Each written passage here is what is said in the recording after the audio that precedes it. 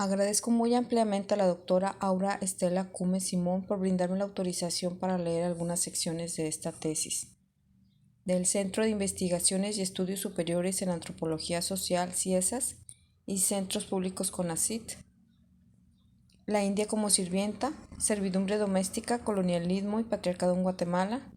Comité de tesis, directora, doctora Rosalba Aida Hernández Castillo, lectores, doctora Severín Durín, doctor Edgar Esquit, doctora Mary Goldsmith, México, Distrito Federal, octubre del 2014.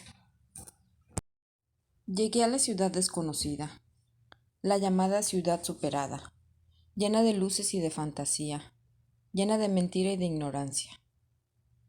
Se burlaban, se reían, porque no hablaba la Castilla. En mi caserío, ¿no? Ahí todos hablamos un solo idioma. Esas gentes no entendían que yo tenía mi propio idioma. No entendían que desde el vientre aprendí a hablar en mi idioma. En las calles, en el mercado, me decían María, mija, India. Esas gentes no entendían que este país no es la India, solo por llevar puesto mi traje, que de mi caserío traje. No sabían que debajo del traje se escondía la cicatriz del verdugo. No sabían que debajo del traje se escondía una historia milenaria, que confortaba mi espíritu intensamente.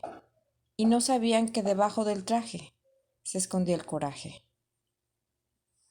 Texto de María Elena Nig, Maya Caxiquel, campesina, empleada, doméstica, poetisa y activista. Texto con el que empieza la introducción de esta tesis. Lectura completa de la introducción. Página 10. Posterior al poema. Estoy segura que el título de la tesis podría generarme críticas en Guatemala. La India, como sirvienta, recoge dos palabras usadas para oprimir. Si cada una de estas expresiones por separado se usan como ofensas o insultos, las dos juntas tienen un peso degradante mucho mayor. Ser India no es reivindicado en Guatemala como sí en los países de América del Sur. Como identidades político-culturales, actualmente suele usarse el término maya, y como identidades sociales los términos indígena o natural. Ser trabajadoras de casa particular también se prefiere usar en las reivindicaciones políticas de este sector, en vez de las crudas expresiones sirvienta, muchacha o cholera. Aunque las trabajadoras que generosamente participaron en mi investigación usan distintas expresiones como trabajadoras domésticas, empleadas, muchachas, a veces sirvienta, el contenido que le dan a estas palabras no suele ser la misma que el que les otorga la sociedad. ¿Por qué usar las nociones india y sirvienta a pesar de su carga degradante?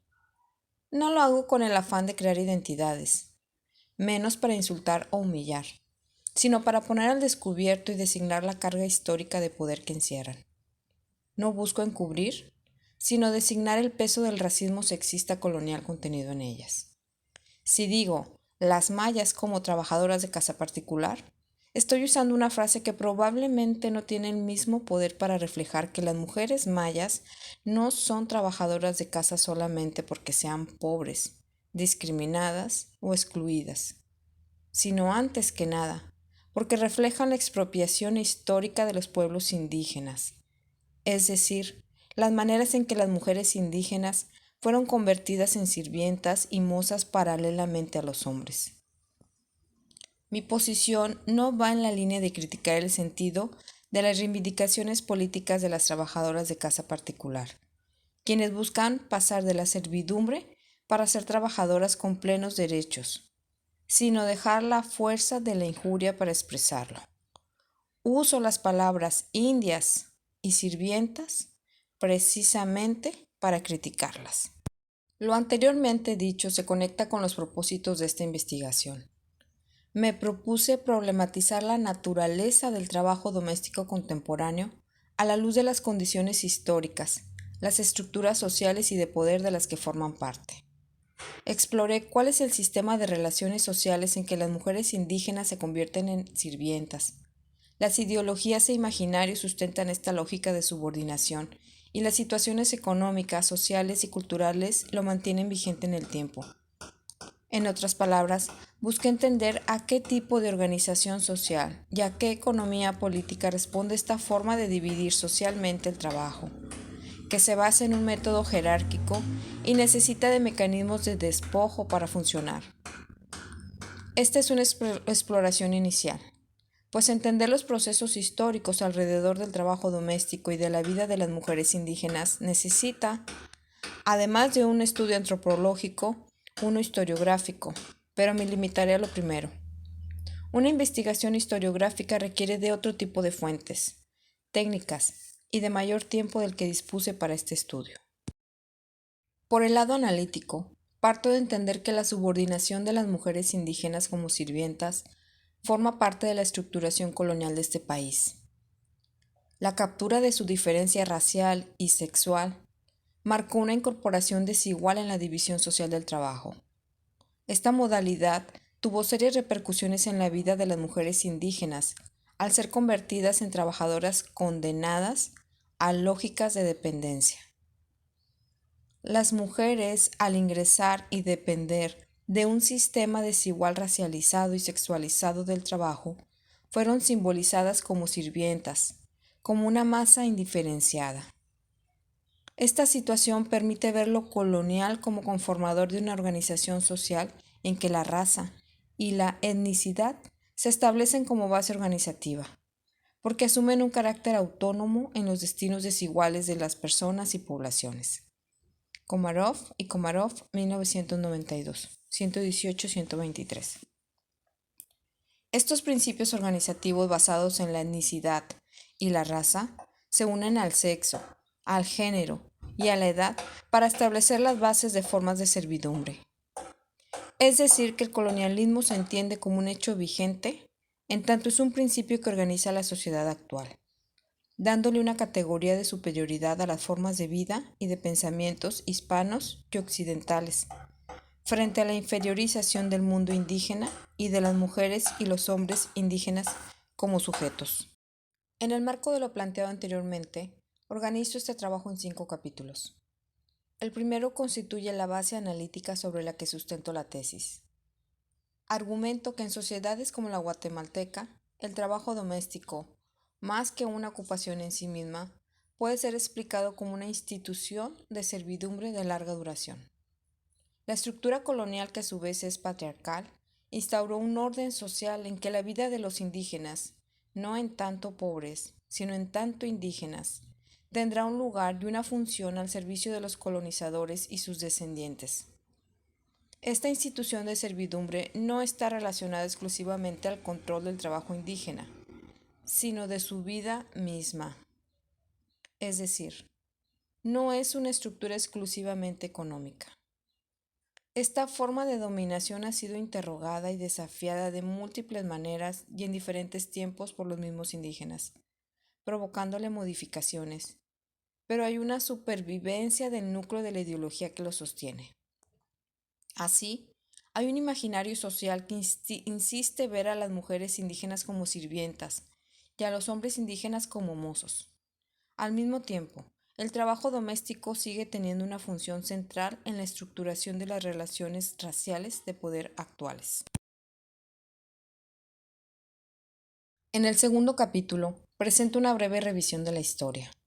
A través de analizar algunos registros del pasado, planteo que la historia colonial es al mismo tiempo la historia de la fundación de un patriarcado supremacista, donde los hombres blancos se erigen como cuerpos y figuras de autoridad y de dominación. Así ellos tienen la potestad de gobernar, administrar y controlar la vida y los bienes de indios, negros y mestizos, mujeres y hombres, adultos y niños. Si bien las mujeres blancas están bajo la tutela de los patriarcas blancos en una alianza de raza, éstas disfrutan de los beneficios del despojo a indios y negros. Este patriarcado colonial redefine la masculinidad, la feminidad y la vida familiar de los habitantes de estas tierras, al subordinarlos como productores y reproductores de la vida de sus dominadores, a la vez que modela jerarquías entre hombres indios y mujeres indias. Por esto, el patriarcado en países colonizados como Guatemala tiene un contenido histórico específico y un devenir marcado por las contestaciones, el rechazo, las insubordinaciones, las resistencias y las adaptaciones de los mismos subordinados a las cadenas de poder establecidas y las ideas que los sustentan.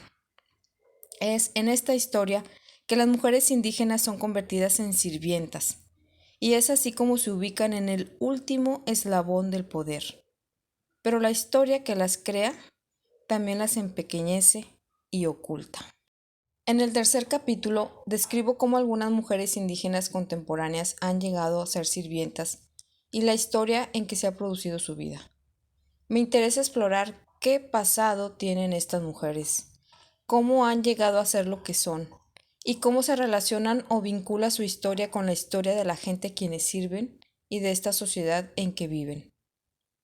Las historias de las trabajadoras de casa particular resultan para muchos pasados comunes y corrientes, experiencias sobreentendidas o sobreexploradas, pasados domésticos o historias domésticas.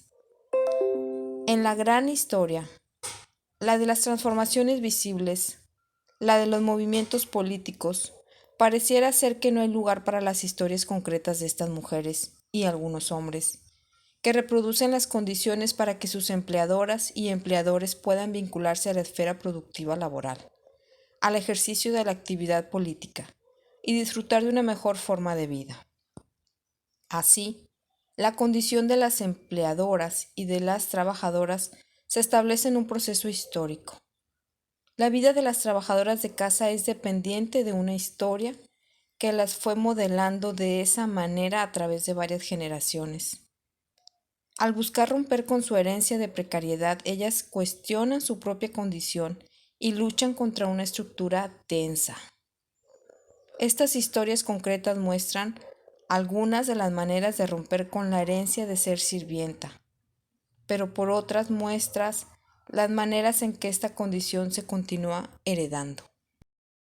En el cuarto capítulo, que denomino La casa como espacio de civilización, describo que el hogar patronal no es solamente un espacio laboral, sino también es un lugar de formación de la sirvienta contemporánea que no se desliga de la historia pasada.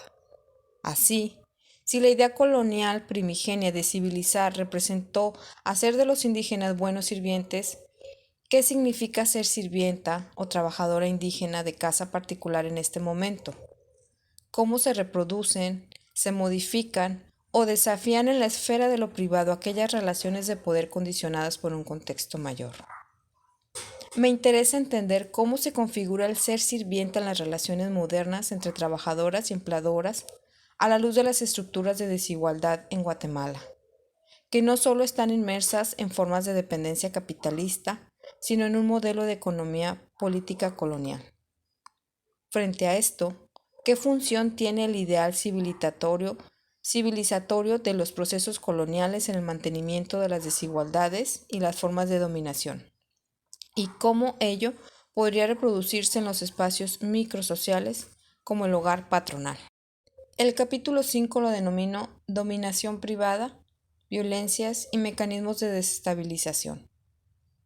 He entendido la casa patronal como un espacio de dominación privada, porque a su interior las relaciones entre trabajadoras, empleadoras y empleadores no está regido por la ley, sino por costumbres y códigos de servidumbre que se reproducen por sí mismos. El carácter privado de la vida familiar hace de los empleadores soberanos dentro de sus casas. El Estado no puede intervenir en este ámbito, pues está protegido bajo el principio jurídico de inviolabilidad de la morada. Todo esto toma la casa en un espacio cerrado.